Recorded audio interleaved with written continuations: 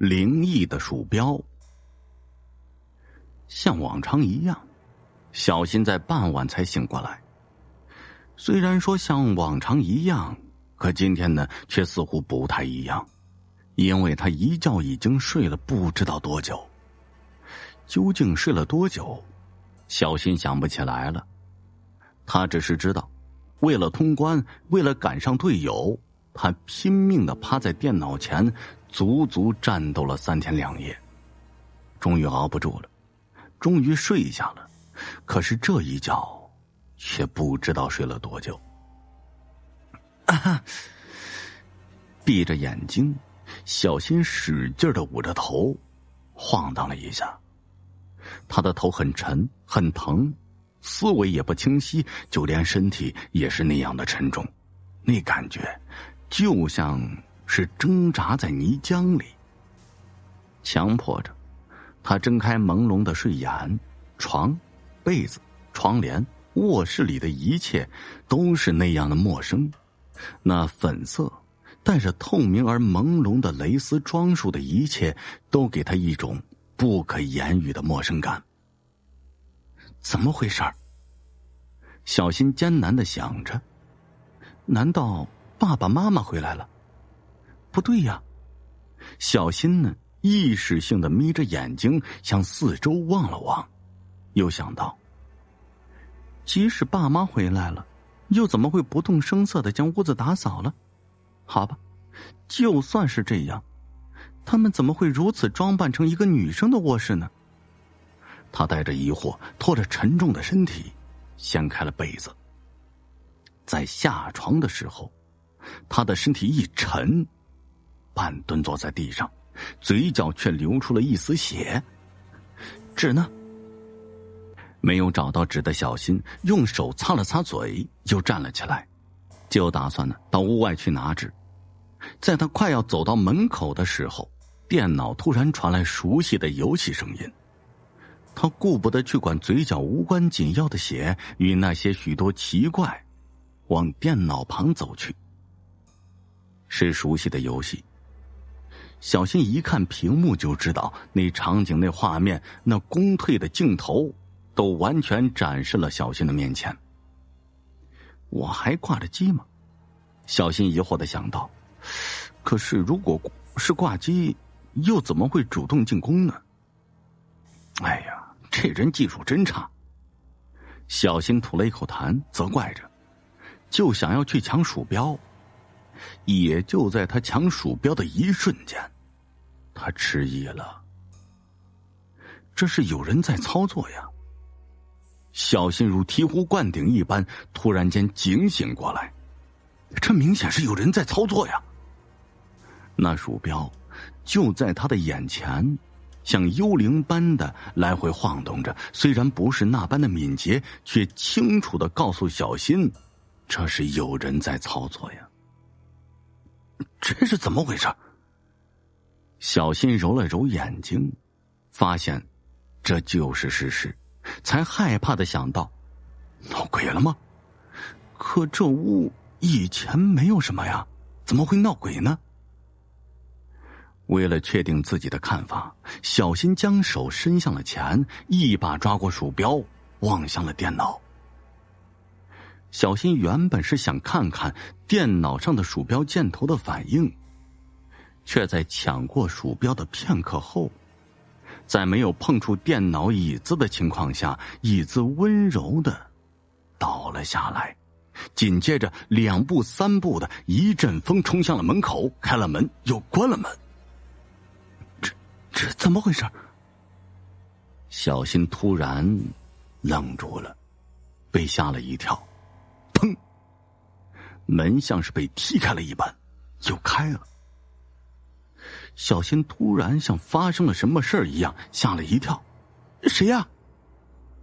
一切都静静的，除了那台闪动着荧光的电脑屏幕。真是奇怪了。小新被接连发生的一切感到奇怪，却又不知道怎么一回事儿。在小新糊涂的时候，鼠标被人拿了起来，然后从半空轻轻地扔下。他看着这发生的一切，不敢出一点声音。怎么回事？小新担心地想到。正在他想的时候，那屋里的电灯却又亮了。为了验证自己的疑惑，他又直接走到电灯开关处关了灯。当他还没有走回电脑旁时，电灯啪的又亮了。这真的有鬼吗？小新彻底害怕了，他不敢相信地看着亮起的电灯。怎么可能会有？小新连鬼都不敢说出来。他是不相信，却又不得不想到那个可怕的字。俗话说，宁可信其有，不可信其无。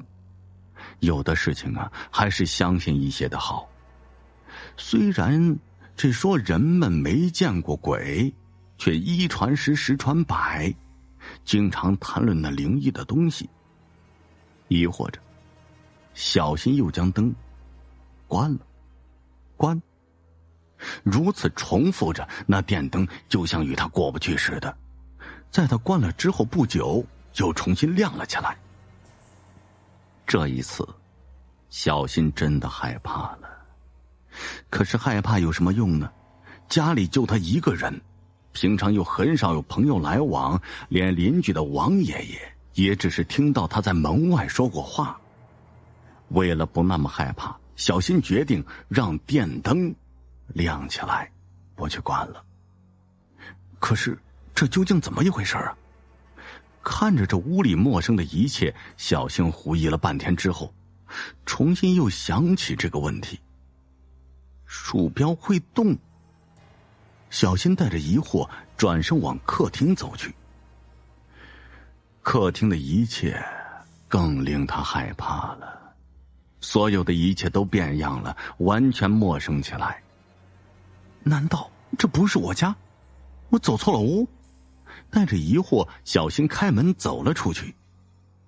一切都还是那样啊，屋外的一切都是熟悉的，楼道、电梯、门牌号，一切都是自己熟悉的。可是屋里又怎么一回事呢？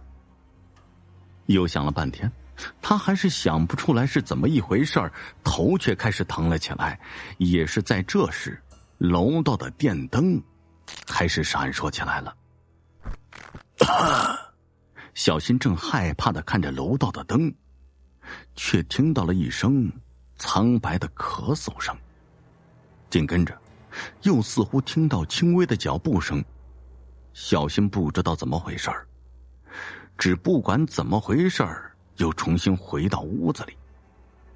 谁？屋外刚刚咳嗽人的声音。对不起，我是刚搬到这里的。小新刚想回话，却听到一个女孩子的声音。哦，我还奇怪怎么会有声音呢？那个咳嗽的声音是邻居的王爷爷的声音。小新曾在屋里听到过他说的话。你怎么把楼道的灯给关了？我没有关呢，再说我根本不知道在哪儿关。那女孩的声音有一点苍白，似乎是强撑着在说话。你怎么在外面站着呀？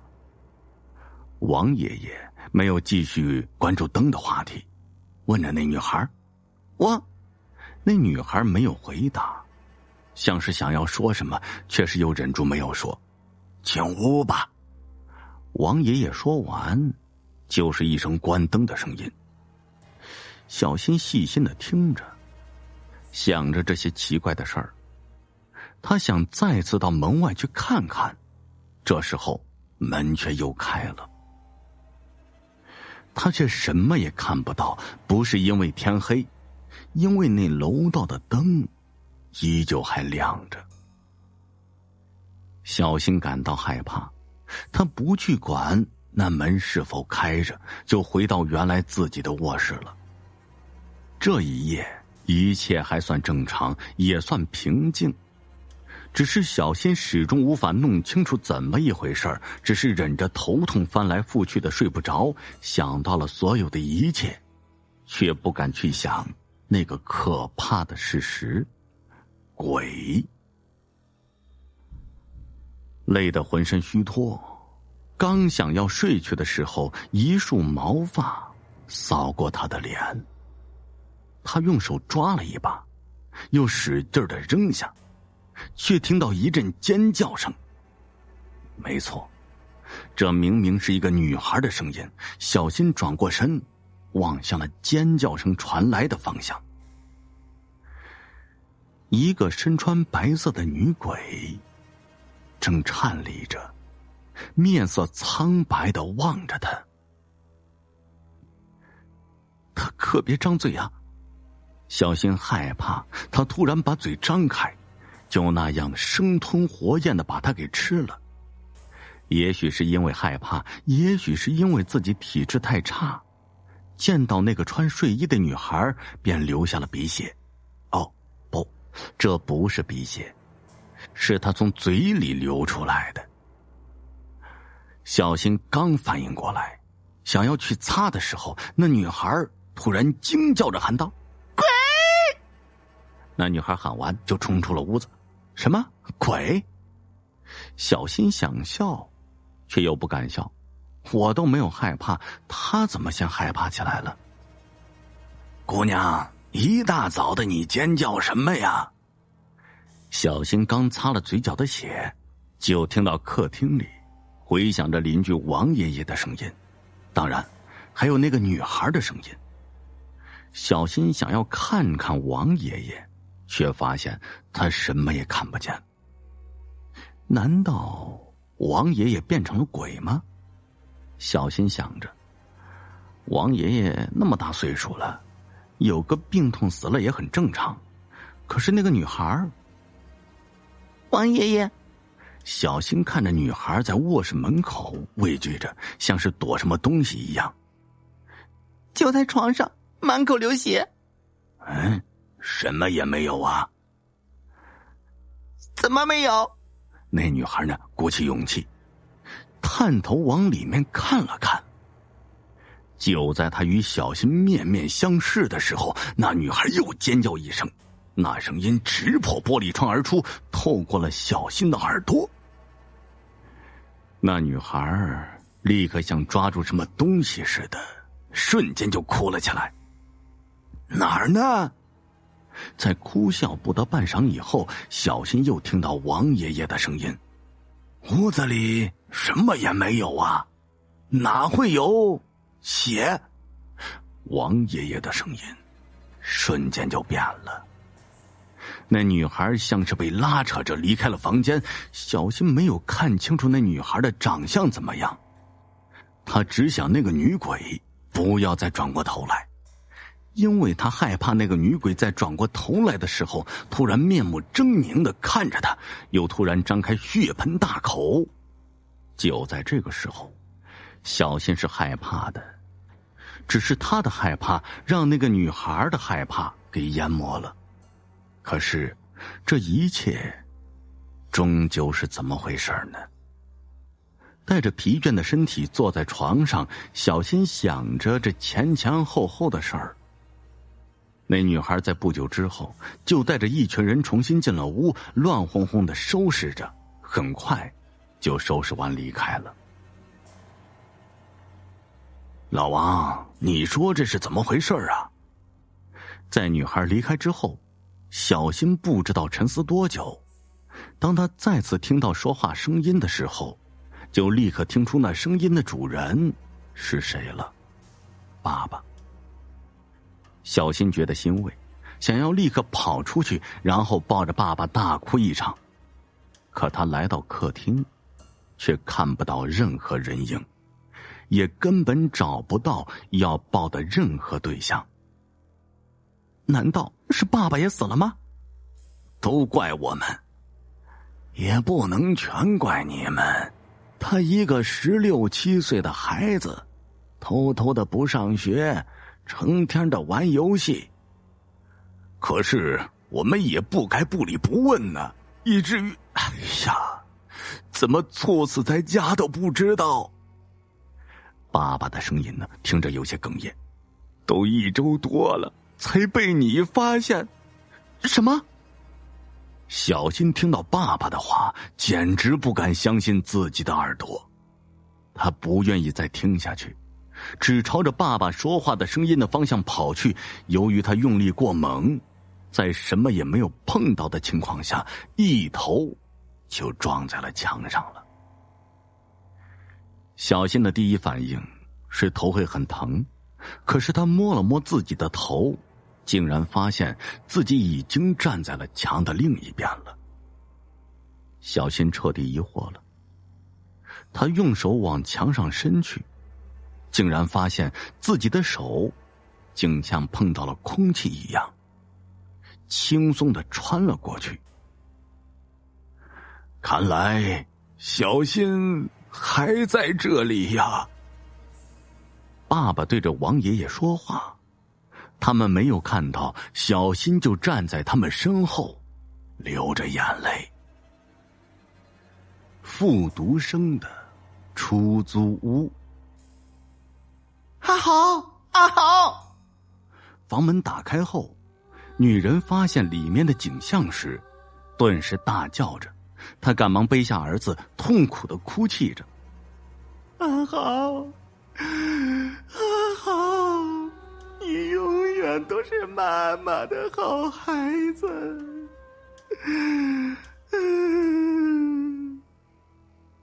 高考榜终于下来了，小峰几乎把整个高考分榜都找了遍了，还是没有发现自己的名字。他紧紧咬着自己的嘴唇，眼泪不知不觉地流了下来。小峰啊，小峰，你终于回来了，考得怎么样啊？妈妈见到小峰回来，便急忙地跑过来问道：妈，我没考上。小峰失落地回答道，眼泪又不知不觉地流了下来。母亲多年的付出，从他脸上越来越多的皱纹便可以看到，小峰越想越难受，痛哭了起来。妈，我对不起您。小峰的母亲也顿时泪流满面，她慢慢地扶起了小峰。小峰啊，妈知道你已经尽力了，大不了咱们再念一年，妈妈相信你一定会考上的。妈！小峰紧紧地抱着妈妈，痛哭道：哎呀，小峰回来了呀！这时呢，房东阿姨走过来，急忙问道：小峰考得怎么样啊？小峰妈妈语气无力地说道：房东阿姨呀，小峰他这次没考好，我们决定再念一年。什么？没考上？房东阿姨呀，顿时脸色就变了。赶紧收拾收拾啊！谁不知道我这出租房是每年都出大学生的？你这一下倒好，让人知道了，还怪我这里风水不好，哪里还有人愿意到我这里来租房子呀？赶紧收拾收拾啊！小峰攥紧了拳头，看到母亲低声下气的模样，内心是痛苦不已。为了小峰不遭到邻居的嘲笑，小峰的母亲带着小峰搬到了一个比较偏僻的出租屋，房东态度倒是不错，而且价钱很好。你家孩子今年考得怎么样啊？房东一看就知道成绩应该不理想，不过呢还是有些好奇。我家孩子没考上，这有什么要紧的吗？大不了从头再来，好好干啊，小伙子，明年一定榜上有名的。房东摸着小峰的头说道。看到邻居们纷纷朝他这边望来，小峰的母亲生怕影响孩子，赶紧关上了门。哎呀，这房东真是没良心呢，这样的房子还敢租给人住啊？是啊，太黑心了。小峰不敢有一丝懈怠，每晚都抓紧时间拼命学习，不能再让妈妈失望了。可是最近发生了一些奇怪的事儿。每天早上醒来的时候，他都会看到练习册上被批改过了，而且旁边还有详细的解释自己的妈妈并不是字儿啊。妈，我的练习册上是你修改的吗？小峰好奇地问道。没有啊，我都不识字儿啊，怎么了？哦，没事了。小峰奇怪万分。这一晚，小峰又学习到很晚，终于完成了作业，准备睡觉。不过，小峰并没有闭上眼睛，而是眯着眼睛，想看看自己的练习册上到底是谁改的。不知道过了多久，小峰的眼皮都在打颤了。忽然一阵冷风袭来，小峰不由得清醒了一下。只见桌子旁不知何时坐了一个人，见到他的样子，正是在给自己修改作业呀。你……小峰惊恐的话到嘴边又咽了下去。那个身影转了过来，立刻消失不见了。小峰大惊，他不是人。终于到了第二晚，小峰又看到那个鬼，不过呢，他没有说话，只不过细心的他留了一张纸条给他。你是谁？为什么要帮我修改作业？清晨，小峰打开作业本，只见纸条下面多了一行字：你不要害怕，我不会害你的。我以前也在这里住，我没有恶意，只是想着帮你。小峰看后，心中顿时一喜。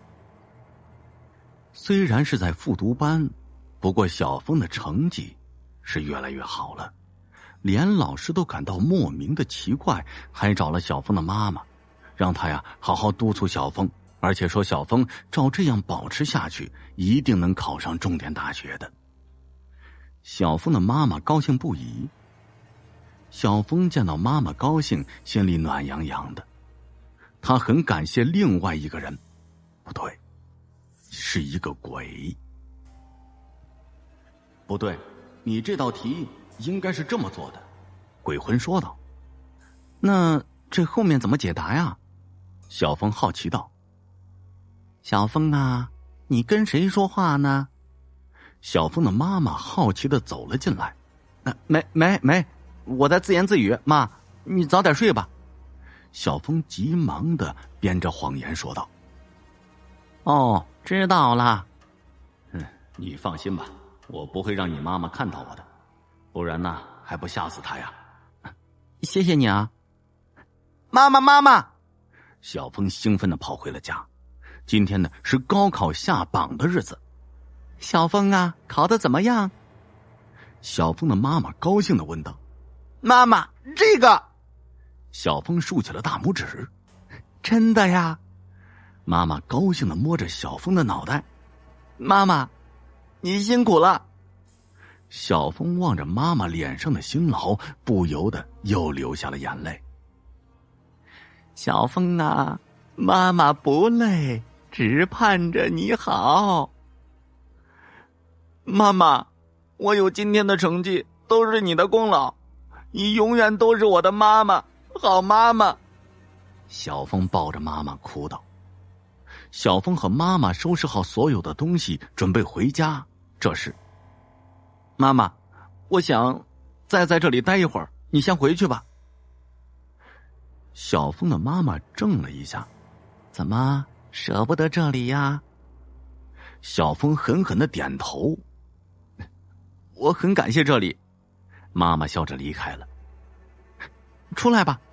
小峰走进屋子，赶紧关上门。一个鬼魂出现了。谢谢你啊。小峰紧紧拉着鬼魂的手。你不用客气，我很高兴你能取得这么好的成绩，不过我没你那么幸运罢了。当初我……鬼魂竟然流出了眼泪。你怎么了？当初我的成绩也是很好的，本来是可以考重点的，可是后来……鬼魂哭的是越来越伤心。后来怎么了？考试的时候，我一直忍不住想去厕所拉肚子，只因为当时我的一个同学给我喝了1瓶水，所以结果考试落榜了。我一时想不开就自杀了，我的妈妈也伤心不已。真是后悔。我当时要是有勇气再复读1年的话，就不会这样了。不管怎么样，这1年来是你的帮助我，谢谢你。小峰拉着鬼魂的手说道。不说了，你继续努力吧。还有，不要忘了你妈妈，天下的母亲都很辛苦的，母亲很伟大的。小峰狠狠地点了点头。自此以后，小峰住过那间出租屋，也被宣传是状元之屋。谁都不知道那屋子永远住着一个考神，辅导着一个又一个落榜的考生，帮助别人，也安慰了他心中的失落和遗憾。蹊跷的敲门声。我呢叫刘浩，最近刚搬了新家，是一套崭新的3居室。这套房子的位置呢很好，装修也不错，但是不知道为什么屋主却愿意低价卖给我。全家人里呢，母亲高兴，老婆满意，女儿新鲜，可是我却有苦难言。自从搬进新家，我总是在半夜2点的时候被对门的邻居传出的敲门声给惊醒。那声音呢，在我听来非常的清晰，每次持续有3分钟左右。我本来睡觉就轻，一点动静就会把我吵醒的，可是这敲门声却来得又急又猛。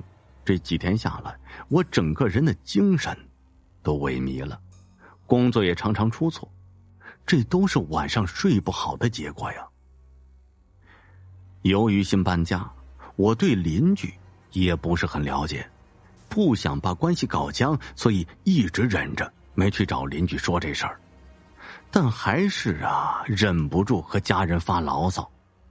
可是每次我说起这事儿，母亲和老婆总觉得我小题大做，因为他们都没有听到过那讨厌的敲门声，对我的牢骚非常不理解。2个人呢还都叮嘱我不要去找邻居，刚搬来一定要先搞好邻里关系。有2次白天的时候，我忍不住去敲邻居的门，可是呢一直没有人出来。我也从未见过邻居究竟住的是什么人。问我的母亲和老婆，他们也都说没见过。我不禁更加恼怒了。我们邻居可能是白天上班，夜间回来，那样的话，我以后都别想好好睡觉了。这一天，我因工作白天出错，所以呢晚上加班重做，不知不觉的时间就到了半夜1点钟了。我从椅子上站起来，伸了个懒腰。本来我打算呢赶快去睡觉了，可是脑中忽然闪过一个念头，这现在是1点钟，再过1个小时邻居就该回来了，我一定要趁机会和他说上话，每天半夜敲门就不能多赔一把钥匙吗？我把手表放在客厅上，静静地坐在客厅的沙发上等着，只等敲门声传来，我就会马上冲过去。坐在沙发上，我有些紧张和激动。搬来已经半个月了，邻居都没见过面，不知道是不是好说话的人。万一不好说话，我只能找物业来解决了。胡思乱想间，我终于等到了那熟悉的敲门声。我以100米冲刺的速度跑到门口，走廊的声控灯被我重重的开门声给震亮了。当我望向邻居门的时候，却惊呆了。门口竟然没有人，但是那敲门声还是一声接一声的响着。作为一个大男人，我还真被眼前的景象给吓了一跳。没有人，却有敲门声，难道不是邻居，是楼上或者楼下传来的？我走出门口仔细听，可那声音分明就是对门的邻居传来的呀。我忽然就明白了，原来那人呢是在屋内敲的。我走进邻居的门，那声音更加清晰了。我冲着里面喊了2声：“你好，我是你对门的邻居，你方便开下门吗？”我连续喊了3次，都没有人开门，那敲门的声音就一直持续着。我开始有些不耐烦，于是呢，我也在那门上重重敲了几下。那门内的人依然没有反应，也没有做出任何的声音。这可怎么办呢？见不到人，问话也得不到回答。如果每天都这样，我肯定不出1个月就精神衰弱了。我在屋外呢，思考接下来的对策。不久，那敲门声停止了。我看了一下表，正好3分钟。今天看来是见不到人了，这么晚了，我只能回屋睡觉了。心想，明天我一定找到物业，问到他们家的电话。见不到人就电话联系，再不行就只能向物业举报他们家有噪音了。这是先礼后兵啊。第2天，我因为要上班，就交代老婆去物业问一问邻居的电话。我怕等我下班回来，物业也就下班了，那就麻烦了。老婆觉得我小题大做了，对我唠叨半天，可是呢，我实在是忍不了了。老婆看我态度坚决，就答应了。中午的时候，我给老婆打电话，我问她是不是要到邻居的电话号码了。老婆说：“要到了。”我迫不及待地让她告诉我。收到对方的方式以后，我马上就拨打过去。电话那头是个声音很温柔的女人，她认真听我说完，然后突然大笑起来，说我肯定是找错人了。她说他们家现在根本不在国内，而且他们国内有2栋房子，我说的这栋房子没人住，怎么会有人每天晚上从里面发出敲门声呢？我和他仔细核对的门牌号，确定没错，而且我也确实每天都能听到敲门声。我开始以为他是故意不承认的，可是他言辞恳切，听着不像是说谎的。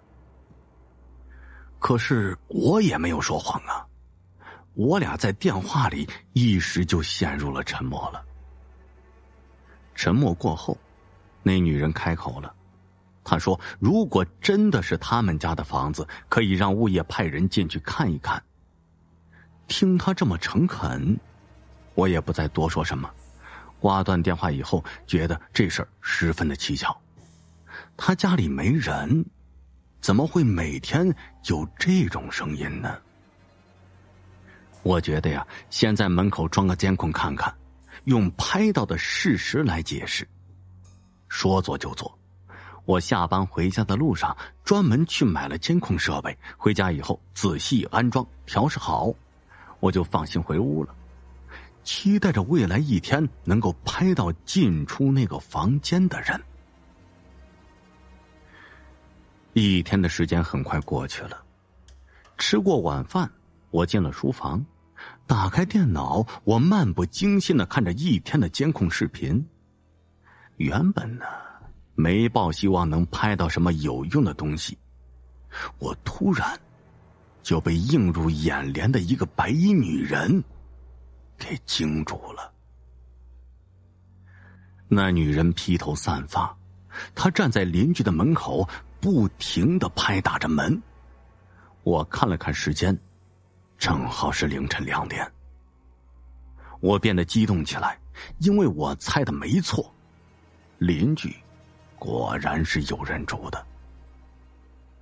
可是我马上就否定了自己的想法，因为那女人一直拍门，足足3分钟，也没有人开门。3分钟以后，那女人突然转身，我瞬间被吓得惊叫出声了。她满身是血，腹部还插着一把尖刀。接着呢，画面突然闪烁起来，什么都看不清了。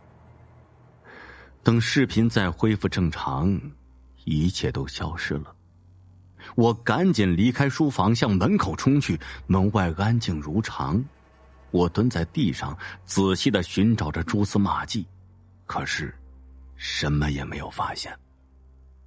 正在我疑惑不解的时候，打扫卫生的保洁员来了。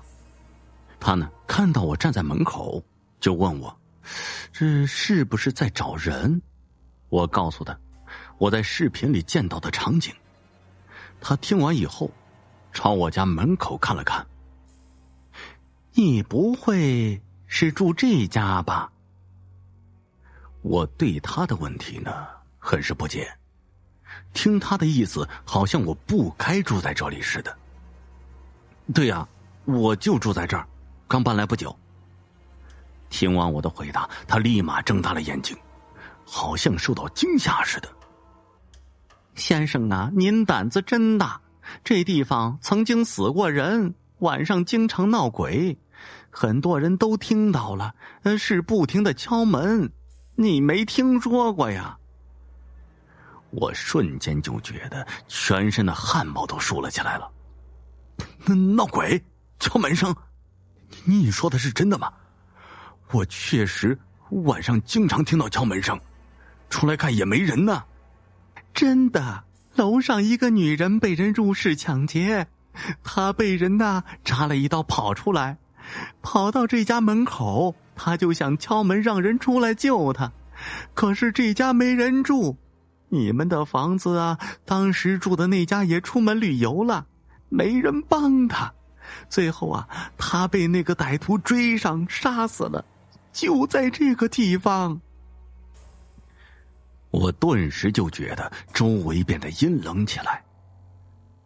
怪不得之前那个屋主用那么低的价格把房子卖给我，原来这里不干净。我对那句俗语便宜没好货理解得更加透彻了。回到家中，我默默地在网上登记好了卖房的消息，我要尽快搬离这里，搬离这个可怕的地方。镇上的凶宅。我们镇上呢，有一栋凶宅，说是凶宅，也只是这栋房子死的人比较多，所以我们当地人一般都认为那是一个凶宅。其实之前一直没有想起这栋凶宅，而是过年的时候呢，又有一个人死在了这栋房子里，所以有关这栋房子的传说又浮现在我的脑海了。那今天呢，就跟大家来分享一下这栋凶宅的故事。说起凶宅，很多人的意识里呢，都是百年老宅，又或者说呢，很多年没有人居住的房子。而我们镇里这个凶宅其实并不是什么老宅，而是2011年才建起来的新房子。现在这个房子满打满算其实才盖了5年多，但是住在这个房子里的人却已经死了17个了，平均每年都会有房主去世的。虽然其中的原因到现在也没有人能说明白，不过还是有胆子大的人继续住在这里。这个房子最开始并不是住宅，而是镇上的一片空地。后来从外县来了一个叫郑建国的人，在镇上开了一个饭店，然后就买下这片空地，盖起了3间大瓦房。镇上的人一开始都还比较羡慕郑建国的，说他在镇里没少赚钱之类的。没想到郑建国搬到新房半年之后的一天，发现他老婆跟饭店的厨师有不正当的关系，于是呢就把厨师叫到家里吃饭，把厨师灌醉之后，用斧头劈死了厨师，然后在家里自杀了。郑建国和厨师死后没几天，他老婆呀就把饭店给兑了，这栋房子也卖掉了，然后带着钱就离开了镇子了。虽然这房子是半年前新盖的，毕竟这房子呀刚死过人没几天，所以卖价也不高。刚好镇里一个开养牛场的然后呢招聘了几个工人，看这房子有便宜可占，便以非常便宜的价格把这房子呢就给买了下来了。郑建国老婆刚搬走第二天，4个工人就住进了这栋房子里。虽然刚刚才死过人，不过呀这几个工人都是大小伙子，也没有人相信这些东西，而且还是新盖的大瓦房，4个小伙子还是住得非常舒坦的。可是啊，这好景不长，4个小伙子刚住了1个月就出了意外了。这天呢，有一个工人在休息，于是就去后山爬山放松，在山上捡了不少的蘑菇，拿回家做了蘑菇炒肉，跟同伴们一起分享。没想到啊，这工人采集的蘑菇里有毒蘑菇，结果4个人全部中毒了，而且他们都不是本地人，也没有人去他们住的地方串门，所以他们被发现的时候已经去世多时了。第二天因为4个人都没有去上班，养牛场老板以为这4个人呢前一天喝多了，于是便前往住的地方叫他们，结果只看到了4具冰冷的尸体。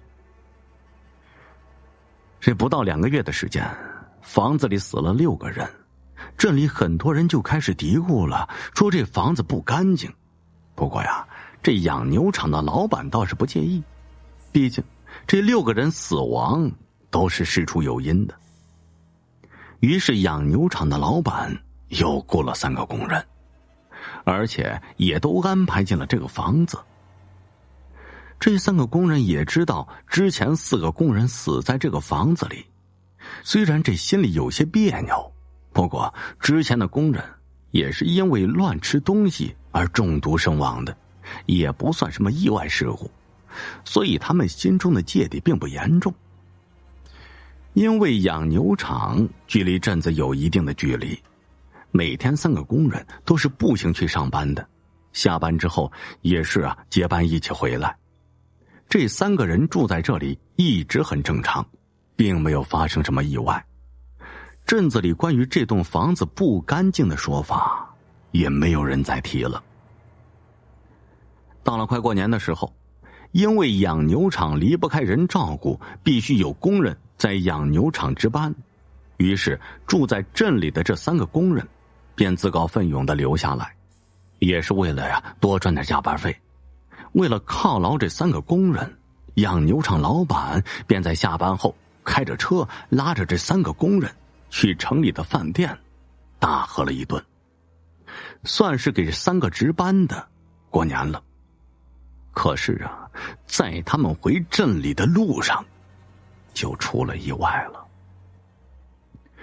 因为在东北的农村根本没有人清理道路上的积雪，道路非常的滑的。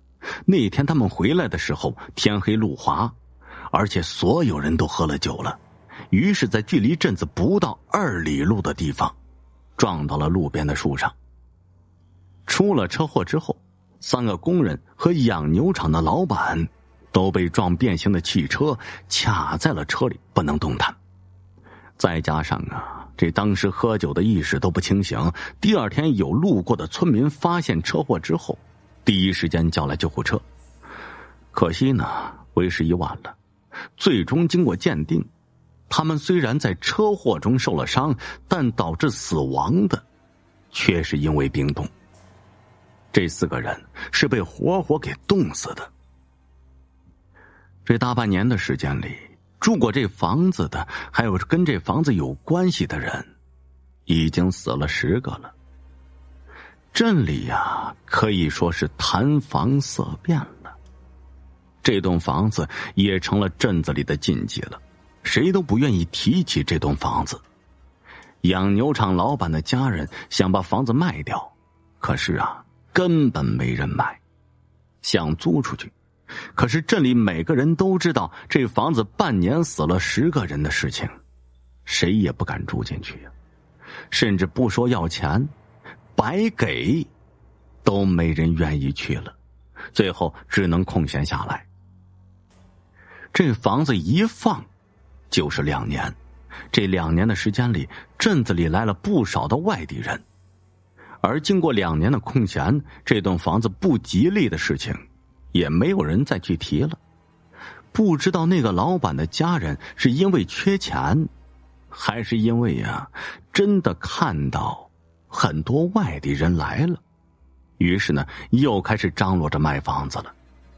这次他们的运气真不错，没多久就把房子给卖掉了，而且还卖了一个不错的价格。这买房子的呢，是一家4口人，一对新婚的小两口，还有新娘的父母，都住进这栋房子里。虽然呢有跟他们熟悉的当地人告诫过，让他们不要买这栋房子，说这房子不干净，已经死了10几个人了。可是他们家呢就跟中了邪一样，无论朋友怎么劝说，都没能改变他们的决定。住了一段时间，镇子里人们猜测的意外并没有发生。这4口人一直住在房子里，相安无事。一直到了2015年的时候，这一家的小两口生了一个孩子。小两口呢每天在镇里打工，老两口就在家里照顾孩子。孩子是年前出生的，过完年没几天，孩子的妈妈就回到打工的地方继续上班了。每天都用吸奶器把母乳吸出来，存放在冰箱里，第2天呢给孩子吃，这样不耽误工作。没想到孩子的妈妈上班没几天，家里就出现意外了。老太太在家里用液化气做饭，做好饭之后没有把液化气关掉，结果液化气就慢慢的泄漏。在东北农村生活过的人都知道，为了保暖，东北农村会把整个房子密封的特别好，这样呢就有一个缺点，通风十分的差。而老年人因为嗅觉不灵敏，当他们发现身体有异样的时候，已经晚了。虽然经过抢救，孩子存活了下来，但老两口却再没能醒过来。这下呀，镇子里又炸开锅了。关于这栋房子是凶宅的传闻，也是被人们说的有鼻子有眼的。因为家里老人在房子里出了意外，小两口也不想继续住在这里了，而且2个人要带孩子也不方便，于是呢就回到他们当地，让孩子的爷爷奶奶来照顾他们，这样2个人还可以出去工作赚钱。然而他们走后，这栋凶宅再一次荒废了。别说有人入住，就连小偷都不敢去偷这栋凶宅。一直到了2016年入冬的时候，因为城里抓赌博严格，所以很多人呢都选择把赌博的地方改到了农村。这荒废的凶宅也就进入他们的眼帘了。因为这房子呀快放了2年了，现在有人要租房子，小两口自然是十分乐意的。而且这小两口也相信这房子是凶宅的说法。最后经过小两口的不懈努力，那几个赌徒还真把房子给买下来了。因为价格实在是太便宜了，小两口只收了1年的房租，就把房子过户给他们了。这几个赌徒还以为自己遇到了白痴，每天都乐得合不拢嘴。这价格呀，跟白送基本上没区别了。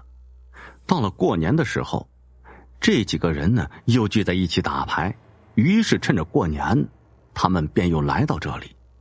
几个人在这里又是打牌又是喝酒的，打了2天1夜的牌，最后啊，所有人都挺不住了，才沉沉的睡去。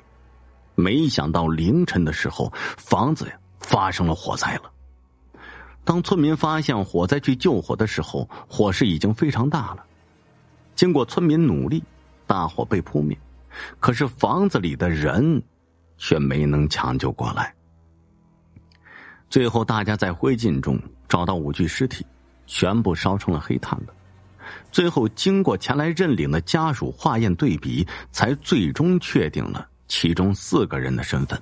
可是其中还有1具焦尸无人认领，最后只能化验出是女性，可是一直没有人前来认尸。而且呀，其他几个人的家属也不知道这个女人是谁，只能存放在市里的殡仪馆里。这就是我们镇上凶宅的故事。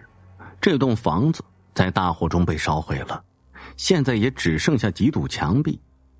现在镇里关于凶宅的传闻也是五花八门的，有人说盖房子的时候没选好日子，还有的说呀，这房子地点不好，甚至还有关于那具女尸的猜测，而且还不止一个版本。不过无论人们怎么猜测，凶宅已经在大火中被烧毁了。至于以后会不会有人继续在这里盖房，那我们就不得而知了。邻家女孩董楠28岁，是一个外地来的这个城市应聘工作的，单位不提供住房，只能租民房。在中介所呢，有一处房子让他很满意，1厅2室，处于繁华和清静的交汇处，最可信的是房租也便宜，1个月才500块钱。这是一幢5层高的建筑，一个楼道2家住户，董楠租的是顶楼中的一间，白天看不出什么，晚上就觉得呀过于清静了。原来这栋楼房是20世纪70年代的建筑，楼道狭窄，中厅、厨房和卫生间都不大。近几年开辟了许多新住房小区，市民们呢大都搬到了那里，这里基本上是一幢废楼了。整栋楼50户，晚上开灯的也就1/3，自己对面也一直没见开过门，想必呢也是没人住的。这是个夏天，接近午夜，天气闷热的让人难以入眠，董楠便无聊的看着电视，突然听见有人敲门，他满心狐疑的打开，站在门口的是一个清新脱俗的女孩子，大约24岁，这身体精瘦，很像一个跳芭蕾舞的，五官精致，只是面孔有些苍白。董楠小心的问：你是？女孩说：我呢住在您对面，这几天出差回来，听说新搬进一个邻居，听见您呢好像还没睡，就登门拜访一下。董楠忙说：欢迎欢迎，请进来坐。问女孩是喝茶还是咖啡，女孩说纯净水就行。董楠赶紧从冰箱里拿出一瓶，这房东有台老冰箱，压缩机一工作就像拖拉机一样响。女孩说她叫刘慧，是本地人，母亲早年去世，父亲另娶，因此和继母不和，就单独自己住在这里了。大学毕业，学医的，未婚，在本地一家医院当医生。董楠也介绍了自己的情况，中文硕士，现在一家杂志编辑社也搞些创作。女孩听了，立刻用夸张的口气说：哇塞，你还是个作家耶！我也喜欢文学，最崇拜的就是作家，上学的时候还写过诗呢。然后呢，就说了一些他最喜欢的文章和诗歌。这次谈话时，董南很是兴奋，也打消了对他这个从事色情行业小姐的怀疑。自那以后，刘慧会时不时的敲门进来坐坐，有时呢也会邀请他到房间里。两个房间的结构相同，只是格局是相反的，屋里收拾的是干干净净的，弥漫着只有少女才有的那种芬芳。每次交谈都会使董南感受到非常的愉悦，有一种相见恨晚不舍分开的感觉。董南觉得自己爱上了他，好几次向刘慧暗示，刘慧呢都巧妙的避开了。后来说白了一些，刘慧说：咱俩不合适，我有一种奇怪的病会害了你的。董南问是什么，刘慧说：不能说，说了会吓着你的。这使得董南更加好奇了。一次接水时呢，无意中碰到董南的手指，就像碰到几根冰棍一样。他留意刘慧的脸庞总是苍白的毫无血色。见董南有些失落，刘慧呀哄小孩一样的说道：我会未卜先知，你的姻缘也在这个房间里，而且快要到了。董南问他怎么回事，刘慧狡黠地说：哼，天机不可泄露。不知不觉夏天就过去了。董南出差了几天，上楼时见对面四门大开，一个老爷子正在大厅打扫卫生，就问道：大爷，你怎么在这儿？大爷说：这话说的，这房子是我的，我怎么就不能在这儿了？董南说：哎，您领会错我的意思了，我是说以前一直住着一个女孩。大爷惊异地望着董南：你这不是胡说吗？我这房子3年没人住了，怎么会有女孩呢？哎，不信你进来看看。董南每个房间都看了一遍，果然到处都是灰尘，所有的家具、床单或者是白布遮盖着，房顶呢还挂着一缕缕的蛛丝。董南心里一紧，我以前所见到的难道是一个灵异，或者是一个女鬼？老人从董南诧异中想到了什么，赶紧问道：你说你见过一个女孩，她长什么样啊？董南说：她长得高高的，瘦瘦的，还有一颗浅浅的眉间痣。她说她叫刘慧。老人呢，急忙从屋里拿出一个大镜框，把照片亮给董南：是不是这个样子？哎，没错，就是这个女孩。董南傻了。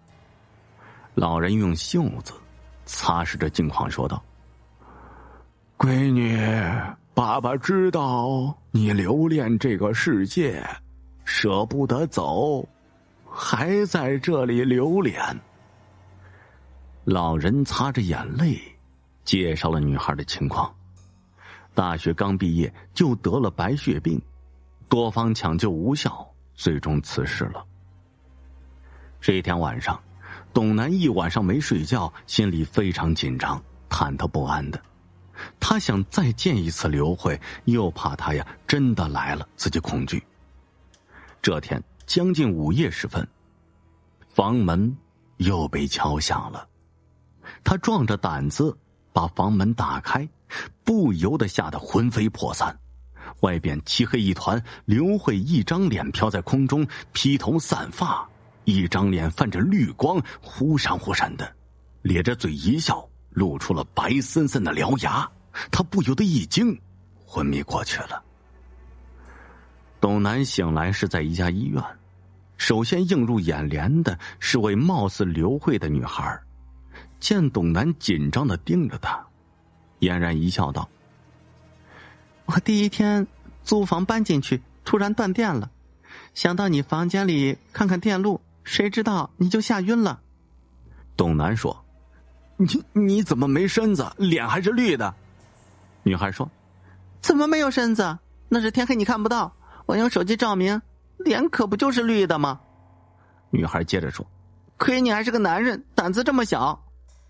董楠呢，就把以前遇到刘慧的事儿给说了。女孩哈哈大笑说：“真有意思，遇见真鬼做朋友，活人来了倒是吓死了。”后来呢，他们就成了恋人，也明白刘慧所说的姻缘，指的就是他们了。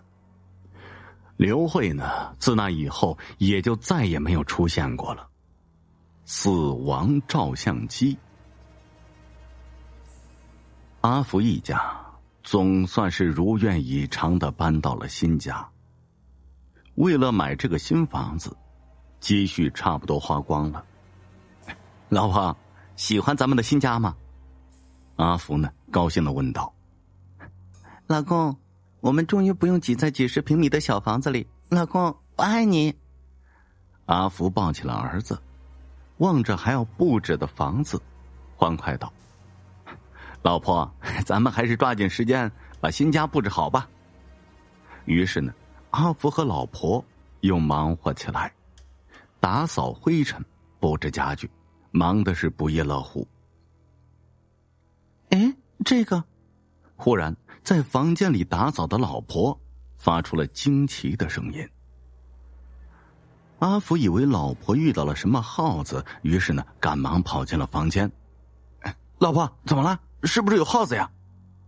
只见老婆手中拿着一个看起来款式很旧的照相机，也是一脸惊奇的望着阿福。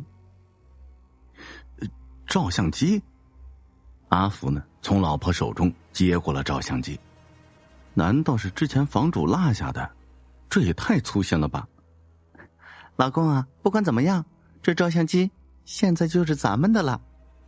老婆惊喜道：“哎，说的也对，就算是要归还，还找不到人呢。”阿福觉得，既然自己买下了这个房子，里面的东西理所应当的也是自己的。来，老婆，儿子，笑一笑。刚才检查照相机的时候，发现里面竟然还有胶卷。阿福高兴的要给孩子老婆拍张照片。老公，让我给你们也拍一张吧。阿福呢，将相机递给了老婆。哈哈，还不错啊，我和儿子也站在一起。可是呢，照相机按了半天都没有反应。老公，胶卷没了。阿福打开相机一看，确实没了。哎呀，算了，改天去买吧。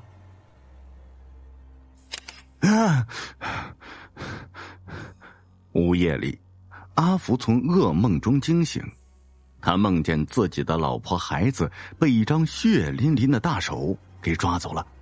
老婆，儿子！阿福看了看旁边，突然发现自己的老婆孩子竟然不见了。可是找遍整个屋子都没有发现老婆孩子的身影。这么晚了，他们到底去哪儿了？阿福坐在沙发上忧郁地抽着烟，忽然挂在墙上那张老婆和儿子的合影吸引了阿福的注意力。怎么会这样？照片的背景竟然是由原来的彩色背景变成了白色背景，一片惨白，仿佛是死人的遗照那般恐怖。望了望陌生而又空荡荡的新房子，阿福内心惊颤不已，到底发生了什么？这时响起了一阵电话铃声，吓了阿福一跳。喂，是阿福先生吗？你的老婆孩子。